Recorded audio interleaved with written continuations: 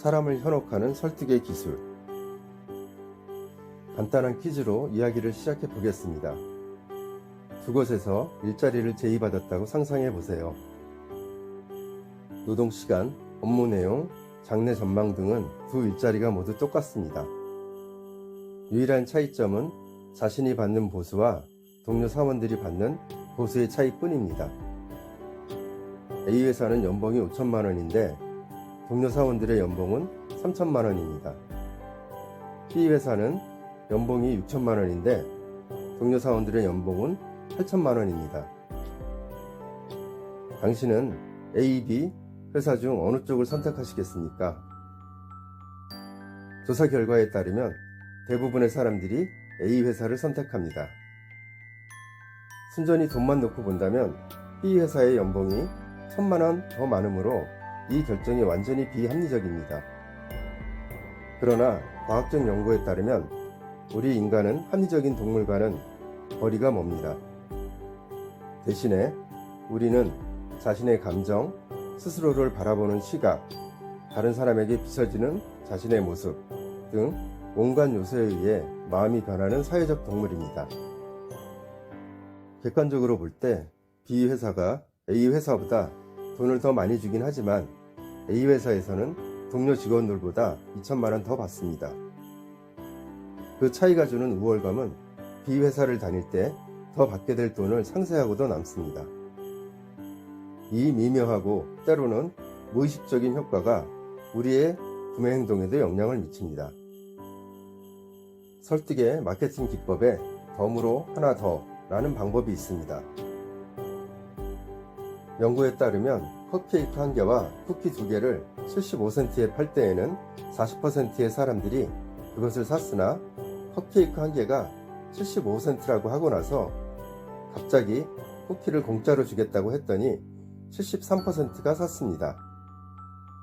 대부분의 사람들은 덤으로 하나 더에 넘어갑니다. 심리학자들이 자주 사용하는 설득의 기술 중 호기심 자극하기 라는 방법이 있습니다. 기묘한 부탁으로 사람들의 관심을 더 끌고 거기에 응할 확률을 높이는 방법입니다. 캘리포니아 대학의 마이클 센토스 연구팀이 수행한 연구에서는 거지가 행인에게 25센트나 37센트를 주지 않겠느냐고 물었습니다. 이 특이한 부탁을 받은 사람 중 상당수가 돈을 주었습니다. 그런데 더 빠르고 더 효과적인 설득의 방법이 있습니다. 그것은 일단 발 들여놓기와 무리한 요청 먼저 하기 라는 두 가지 설득 원리가 있습니다. 일단 발 들여놓기라는 설득의 원리에 대해 설명드리겠습니다. 1960년대 초 스탠퍼드 대학의 조너선 프리드먼과 스콧 프레이저는 설득에 관한 획기적인 실험을 하였습니다. 연구팀은 소비자 단체로 가장하여 150명 이상의 여성에게 전화를 걸어 가정용품 사용 실태 조사를 하고 있으며 가능하다면 철저하게 조사하기 위해 가정을 직접 방문하여 두어 시간 동안 주방과 찬장을 조사해도 되겠느냐고 물었습니다.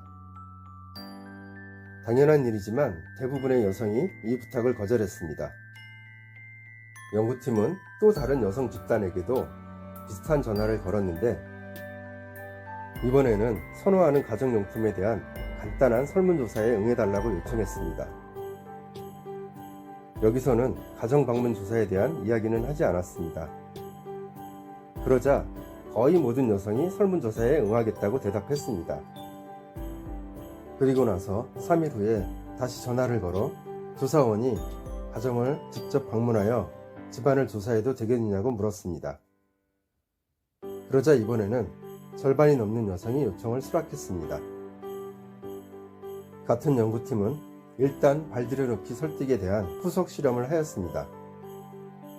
운전 조심이라는 대형 표지판을 자기 집 앞들에 설치하도록 사람들을 설득할 수 있는지 알아보기로 했습니다. 그 표지판은 집 앞을 지나는 차들의 속도를 줄이기 위한 것이었지만 그 제안을 받아들이려는 주민은 거의 없었습니다. 연구자들은 이번에는 또 다른 주민들에게 접근하여 가로 세로 길이가 7.5cm에 불과한 작은 표지판을 설치하자고 설득했는데 이번에는 거의 모든 사람이 그 제안을 받아들였습니다. 2일 뒤 연구자들이 다시 돌아와 작은 표지판을 대형 표지판으로 교체해도 괜찮겠느냐고 물었습니다. 놀랍게도 76%나 되는 주민이 별다른 이의를 제기하지 않고 그 제안을 받아들였습니다. 이 실험들은 일단 발 들여놓기 방법의 위력을 잘 보여줍니다. 사람들은 이미 작은 부탁을 들어준 다음에는 더 큰 부탁도 들어주는 경향이 있습니다. 사람들은 자선단체에 작은 기부를 하게 되면 나중에 더 큰 기부도 하게 됩니다. 근로자들은 근로조건을 약간 변경하는 데 동의하게 하면 나중에 더 큰 변경에도 쉽게 동의합니다. 이번에는 무리한 요청 먼저 하기 설득 이론에 대해 설명드리겠습니다. 일단 발 들여놓기 설득은 작은 부탁으로 시작해 점차 큰 부탁을 하는 방식인데 비해 무리한 요청 먼저 하기 설득법은 터무니없는 요구로 시작해 단호한 반대를 이끌어낸 다음 훨씬 작은 부탁을 해서 승낙을 얻어내는 방법입니다.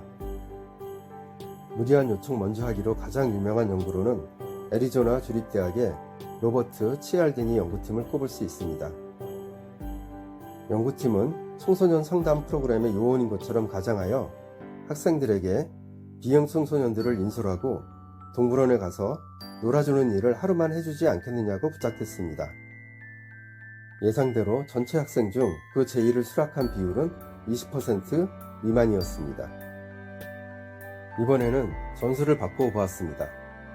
또 다른 학생들에게 접근하여 훨씬 부담스러운 부탁을 했습니다. 2년 동안 매주 2시간씩 비행 청소년 상담을 하는 일을 도와달라고 부탁한 것입니다.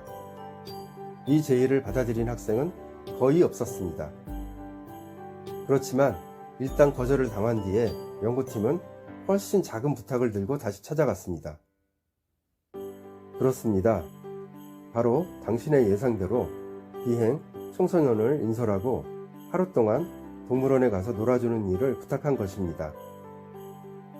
이번에는 얼마나 많은 학생들이 이 제의를 수락했을까요?